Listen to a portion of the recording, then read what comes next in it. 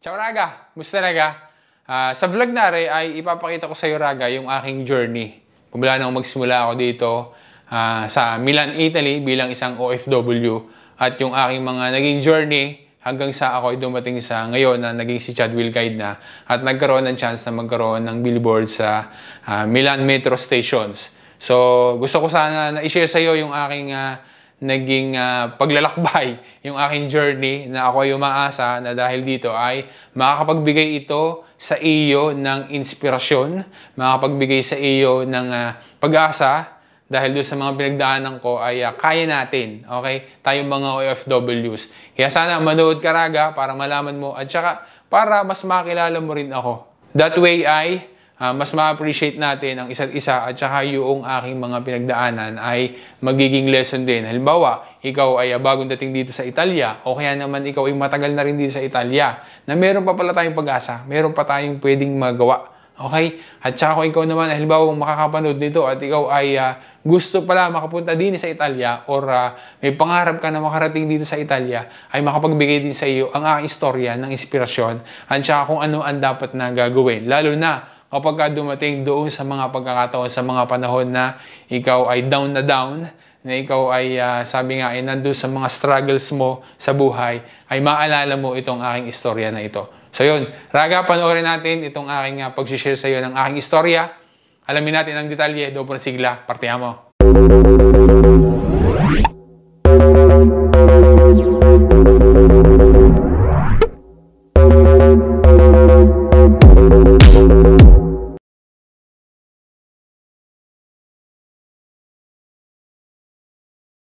Year 2008 nang ako ay dumating dito sa Milan, Italy.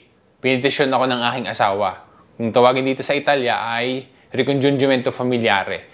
After 2 months pa lang nang dumating ako, ay nagkaroon agad ako ng trabaho dahil nagtatrabaho ang aking asawa noon sa isang pamilyang Italiano bilang isang kolf o kasambahay.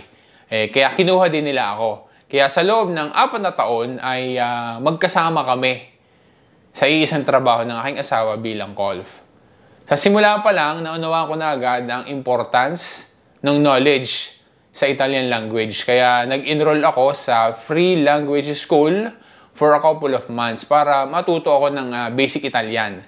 Dito sa Italia, bilang isang dayuhan, ay palaging mayroong dapat na aayusin na mga documents. May mga documents na para sa permesso di soggiorno or yung permit to stay, documents sa trabaho, sa school ng mga anak, para sa healthcare, para din sa financial support ng gobyerno, at saka marami pang iba.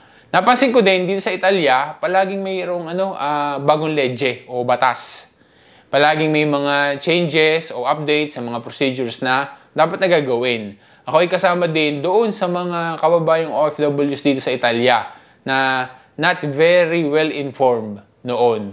Kaya minsan may mga desisyon na mali na nakakaapekto sa maayos na pamumuhay sa Italia. Kaya nagpilit ako na matuto, maintindihan at maging well aware o maging updated sa mga changes dito sa Italia para sa aking pamilya. Nang mauso ang social media, lalo na ang vlogging, kahit na hindi naman ako marunong mag-video, lalo na yung mag-edit, pinag-aralan ko dahil gusto ko na i-document ang adventures ng aming pamilya at saka yung paglaki ng aking mga anak.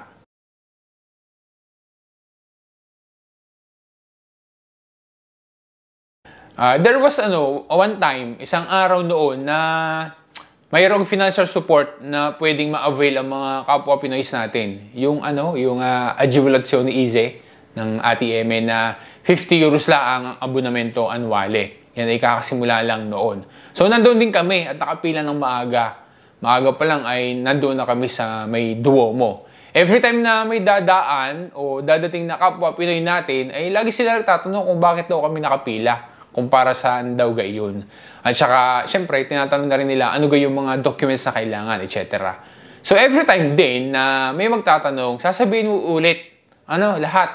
At i-explain mo ulit lahat-lahat. Kaya pa ulit-ulit kami noon. So, naisip ko, ano kaya kung gawan ko ito ng video para hindi ako paulit-ulit ng pag-i-explain at saka ng mas madami ang makaalam pa. So, yung video na iyon ay marami ang naging views. Dati nga ay pagka naka 1,000, that time ay madami na. So, naka 1,000 yun mahigit. Ilang oras lang na-upload. Kaya doon na nagsimula si Chad Will Guide.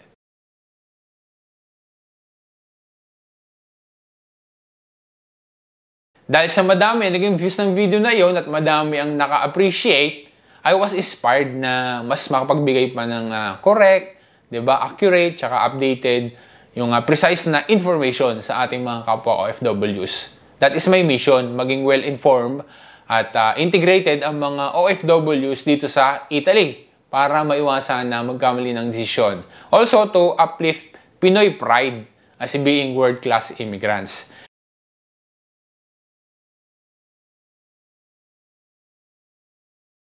My memorable interaction with my followers is kapag nakikita nila ako sa labas. Halimbawa sa metro, tapos ay nakikilala nila ako. Yung iba ay nagpapapicture pa at lalo na kapag may nag-message or nag-comment na nagpapasalamat sila dahil sa napanood nila ang videos ko at nakatulong yung information ng vlog sa kanilang pamilya. May nag-email pa nga sa akin na nasa Pinas, ang mother daw niya ay dating OFW din sa Italy. So, umuwi na ng Pilipinas for good na, nag-for good na doon. Pero, hindi alam ang gagawin para makatanggap ng pensyon. Thankful siya dahil doon sa info ng vlog ko na napanood niya, ngayon ay nakakatanggap na ng pensyon ang mother niya dahil sinunod niya ang instructions doon sa aking vlog.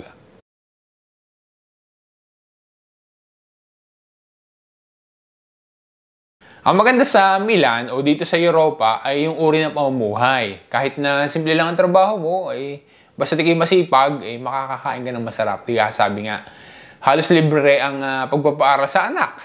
Libre din ang pagpapagamot. Magtsatsaga nga lang na maghintay, tsaka kumuha ng appointment.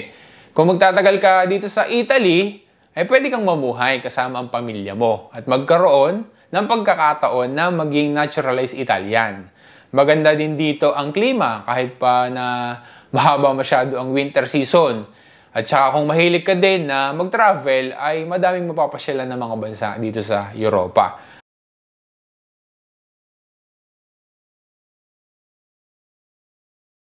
Ang challenging lang dito, lalo na sa Italia, hindi mo magagamit basta-basta ang pinag-aralan mo o yung diploma mo sa Pilipinas. Ang binibigay na trabaho nila dito ay mostly sa bahay, di ba? Cleaning services, warehouses, etc. At syempre, yung language barrier. Yan talaga yung malaking hindrance.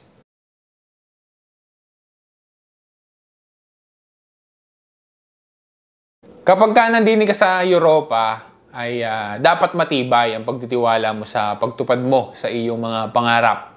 Pangarap para sa sarili mo at pangarap din para sa pamilya mo. Lalo dito sa Italy, hindi naman nila tatanungin kung ano ang tinapos mo sa Pinas.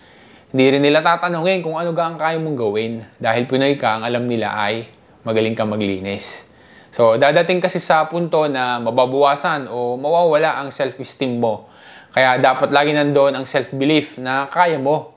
Number one palagi ay matuto ng Italian language. Dapat na matuto ng Italian language. Matutong mag-adapt at saka mag-integrate. Sabi nga nila, hindi ang Italia ang mag-a-adjust para sa iyo. Ikaw ang mag-a-adjust. Maging masipag dahil isang araw, dadating din ang break na hinihintay mo.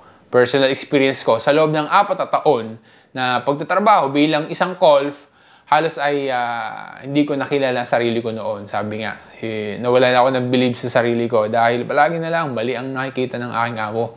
Nag-decide ako na mag-resign para maghanap ng ibang trabaho na mas makakatulong sa akin para mas mapaunlad pa ang sarili ko pagdating sa professional career at para na rin sa pamilya ko.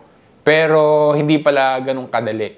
Lalo pa at hindi naman ako parla bene. Hindi naman ako magaling magsalita ng Italiano. Napapasok ako bilang hotel staff.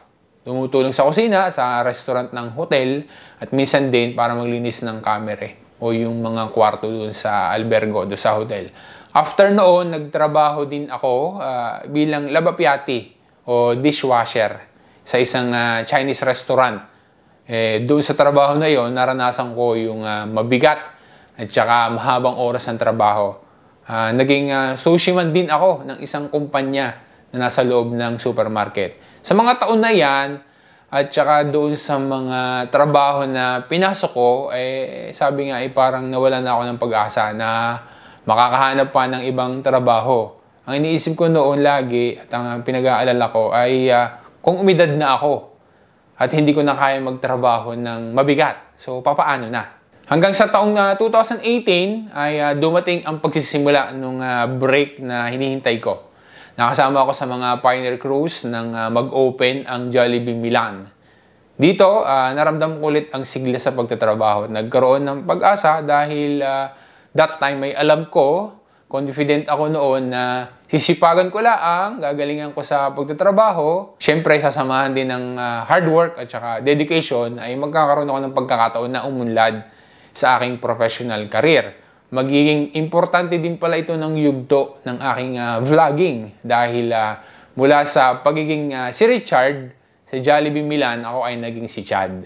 After isang taon bilang crew sa Jollibee Milan, nakasama ako sa mga na-promote bilang assistant restaurant manager.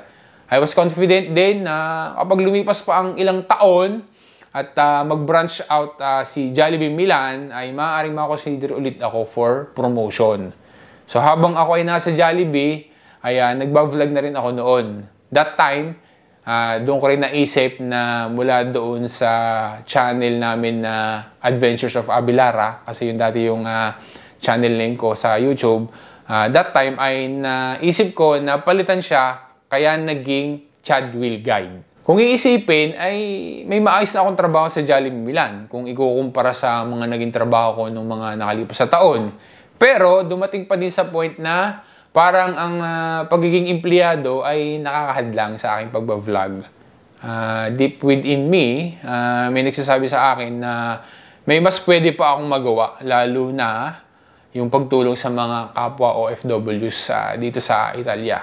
Especially during pandemic na ang dami ng nangangailangan ng info at explanation sa mga dapat na gawin kung paano maka-avail ng financial support mula sa government. Kaya kahit na parang may mali at saka may mga negative na reaction sa decision ko, bago matapos ang 2021 ay nag-decide ako na mag-resign sa Jollibee Milan para makapag full-time sa vlogging. Year 2022 ay wala halos nangyari. Nagbablog lang ako pero wala masyadong success. Kaya napaisip ako noon na mali ata ang aking desisyon na umalis sa trabaho. Hanggang noong March 2023, yan, dumating yung aking malaking break. Sabi nga, yung malaking break na hinihintay ko. I was blessed na ma-introduce sa akin ang TapTap Send. Since July 2008, nang dumating ako sa Italia, until March 2023, nang ma-introduce sa akin ang TapTap Send, kailangan ko palang maghintay ng halos 15 years para makapagsimula ulit na mangarap at magkaroon ng matibay na pag-asa na ang pangarap ay hindi na nanatiling pangarap, kundi matutupad mo ito kahit pa mahaba ang maging journey mo. At this point, hindi ako nanghihinayang sa halos 15 years na lumipas kasi alam ko na yung mga naging experiences ko those years ang nagpatibay at nagturo sa akin at tumulong para magawa ko ang nais kong gawin.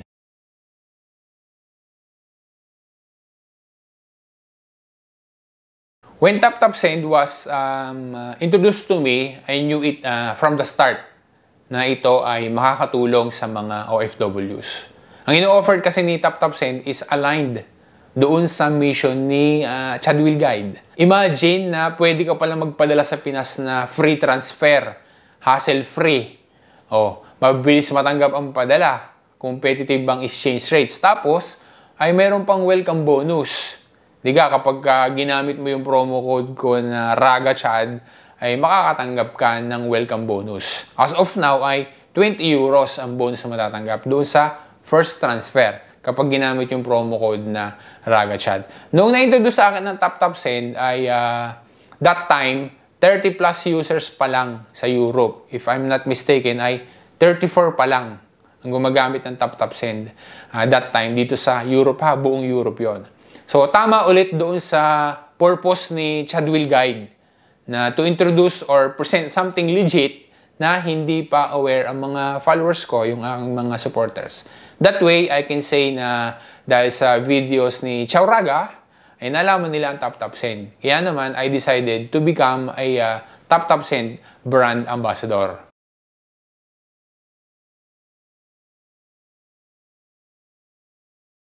Ang aking biggest lesson, although lagi na nating naririnig, pero na-prove ko na dahil kay Tap Tap Send ay believe in yourself, trust the process, patiently wait for your time, do what you have to do, and do it with your best.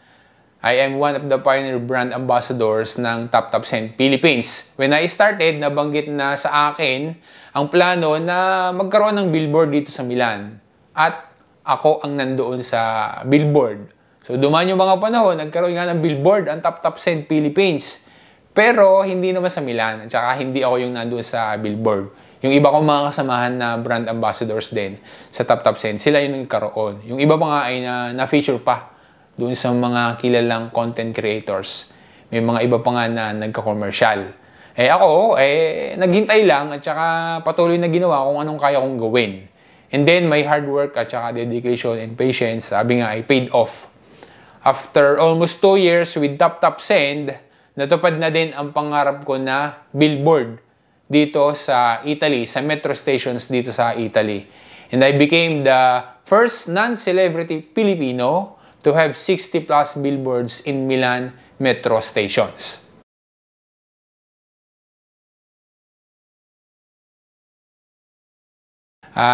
Ganun pala yung tunay na feeling ng salitang wow, as in wow talaga. Mixed emotions, sabi nga. At hindi ako makapaniwala. Parang nag-flashback sa akin yung lahat ng mga pinagdaanan ko dito sa Italia. Yung lahat ng mga hardships and frustrations, sacrifices bilang isang OFW. Nasabi ko sa sarili ko na tama pala ang desisyon ko.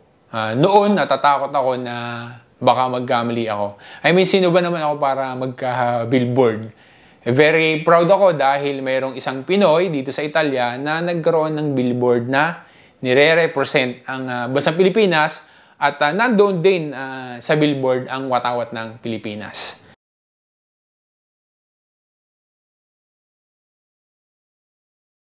Very thankful ako sa Tap Tap Send, especially with Miss Faye, sa aking pamilya, sa aking asawa, sa aking mga anak, sa aking mga kapatid, sa mga relatives ko na nandun sa Pilipinas, na proud sila sa akin.